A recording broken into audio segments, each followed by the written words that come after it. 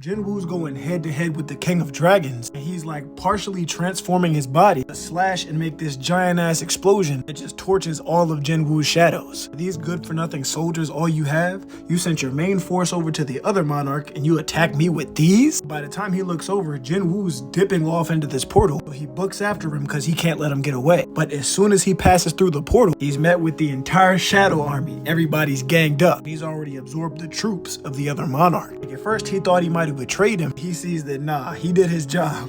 Bro just got cooked. He says that was a good strategy, taking his troops and then coming after me. But you're still being absurd, Shadow Monarch, as it shows the King of Transfiguration. So you thought I was the only one chasing you, but you're wrong. The Monarch of Transfiguration has made preparations so I can summon as many of my troops as possible. Now, this misjudgment will be the cause of your death. And he says it's your loss, but Jin Wu's just smirking and cancels all of his summonings. Now what? Don't tell me you're giving up already. Well, I guess after seeing the overwhelming difference in our forces, I can't really blame you, as it shows the endless dragons surrounding him in the sky. But he's just quiet and his eyes start glowing and cracking. Oh nah, I know you're not about to. This can't be. He immediately recognized the skill that Jin Wu got from Kamesh's runestone. It's a roar from the soul that incapacitates everybody, enemies and allies. And he lets that shit ring. The roar is so strong the shit blasting through the sky, and all the dragons, including the other monarch, are petrified in place. He's like, damn, that shit worked on the monarch too? Then he walks up on him and grabs him by the arm, saying, follow me, as he just pulls him into a shadow exchange, taking him all the way over to the Jin Wu dynasty. He's like, where is this? But bro, it's just a place on the opposite side of the world from where your army is. He says, I understand it now. An all-out war would be to your advantage, but it would eat up a lot of your magical power. So bringing me here alone was a good strategy. Now, is that your castle? He says, yeah, that's right. He says it's pretty unimpressive to be the Shadow Monarchs. Either way, I just thought the castle would be perfect to commemorate your death. It just comes down to whether I can last until my troops find me or not. And he starts to transform. And it's really just instantaneous how he turns into this giant dragon. But all the hunters around the world are still helping out however they can. From the nation level all the way down to E ranks. Everybody's fighting the same fight. Now, Jin Wu comes soaring down through the sky as he's charging up. But before he can blow him to smithereens, roars Zabimaru as Belian uses his chain sword to wrap its mouth shut. And two of the giants tackle it to the ground, and they jumping the shit out of him because Tusk come through with the magic and bring it raining from the top rope right down on him, slamming him further into the ground. The combo's not over. Biro and Greed pull up, beating in like the demon tag team, and just shatter the shit out his jaw. You thought it was over?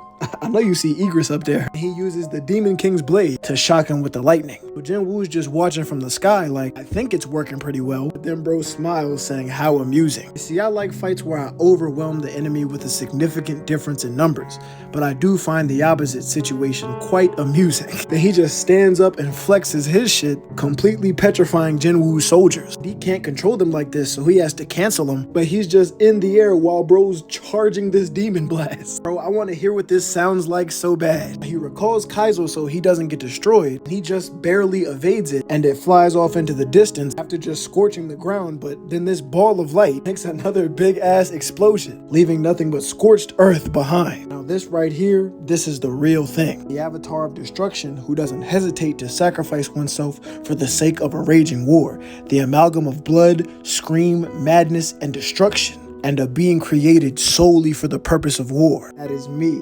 Antares, the King of Dragons and the Monarch of Destruction. And again, he's just ginormous compared to everything else. He's just worried about being created solely for the purpose of war. That is me, Antares, the King of Dragons and the Monarch of Destruction. And again, he's just ginormous compared to everything else. He's just worried about them blasts he's shooting. Like, that shit is not no regular fire. Even his undying soldiers would perish if they got hit directly. Then he turns back into a human and says, you don't have to be so nervous. When you grabbed my arm, I could have easily broken free, but I didn't because you impressed me by driving me into a corner. And as a fellow monarch, I wanted to have a quiet conversation with you. If you've gained Ashbourne's memories, then you know that the ultimate enemy is not this world, but our enemy is beyond the skies, the army of rulers. The only meaning to their existence is to destroy the monarchs who were born within darkness, and you, the Shadow Monarch, are no exception. See, I was gonna kill you then prepare to fight them, but I've changed my mind after seeing how you fight.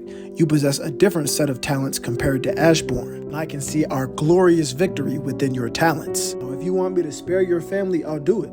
If you want to preserve your country, I will do that as well. If you wish for me and my soldiers to depart from this land, we will leave quietly. You should become the owner of this land. And I'm not talking about this castle, but the entire planet. You have such qualifications. He sticks out his hand. Jin Wu's kind of thinking about it. He says, all you have to do is hold my hand. If we combine forces to defeat the soldiers of the rulers, your family, your country, and this entire planet will regain peace and freedom. So how about it, Shadow Monarch? Will you join me? He's like, come on, don't make me laugh. You expect me to believe you when your eyes are screaming that you want to kill me? And bro just starts chuckling over here. Well, I guess I can't hide it. This was my final mercy to you. Now prepare yourself. Finally, they get down to boxing. Bro's partially transforming into the dragon with this giant claw. So Jin Wu gotta jump up away from it and call for Kaizo, but then he just completely transforms into the dragon and starts cheesing this great ape Vegeta shit. And Jin Wu's like trying to fly around as he's dragging it after him, chasing him with the blast. He finally gets an angle and jumps off to attack him, starts spinning his body like a tire and using his dagger to attack his long ass neck. But then he lands back on Kaizo and sees that he just didn't do any damage at all. Come on, you can't hurt me with something like that. He tries to get out the way, but he activates his dragon fear and petrifies Kaizo, so he just stops moving. But then he grabs Jin Wu with his tail and throws him off the back of him, which confused the shit out of me until I seen that he was saving Jin Wu from getting blasted. And I think Kaizo's gone now. I don't think he could survive that. Like always, the big ass cheesy blast got a big ass explosion. Now he's just standing over the crater. He's like, come on, Jin Wu, I know you didn't die from something like that. It shows he's like speeding up his neck, using his ruler's authority to cling on to him. But just walking on his body feels like he's walking on magma. He tries to pierce it with his blade again. He about to get swatted like a mosquito. He has to jump away, and while he's in the air, he says it again. Arise, reviving a bunch of his own dragons to attack him. One of them bites him by the throat to hold him in place, while this one tries to blast his head off. I stand corrected, he just blasted him in the body. Oh damn, they training his shit, hitting him with the twin towers. Jin Wu's just watching like it doesn't look like that shit's working. His power is more dense than everyone he's fought so far. So I gotta come up with a new way to win. I need a stronger power. I need power, a power that can defeat an armored mountain with only my bare hands. He's like, wait, armor? As the shadows start to surround him. He finishes taking out the shadows. Come on, are you really trying to beat me with these puppets? That's when he notices what Jin Wu's doing. What the hell is that?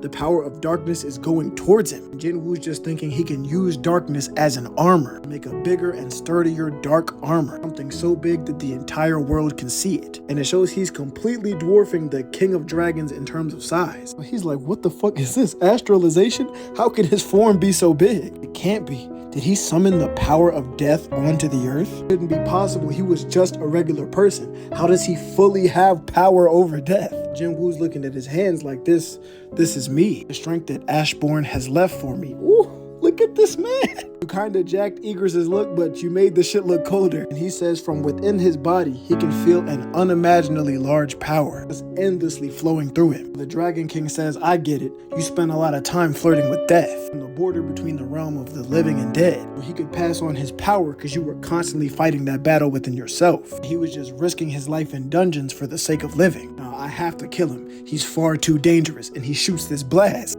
Drip Wu just stands there, calmly puts out his hand and just stops it with death and darkness, whatever. I guess sends it right back at him like, what the hell did he do right here? Now he's just looking like, damn, I'm cooked. And they stare down on each other before we get a giant Megazord fight.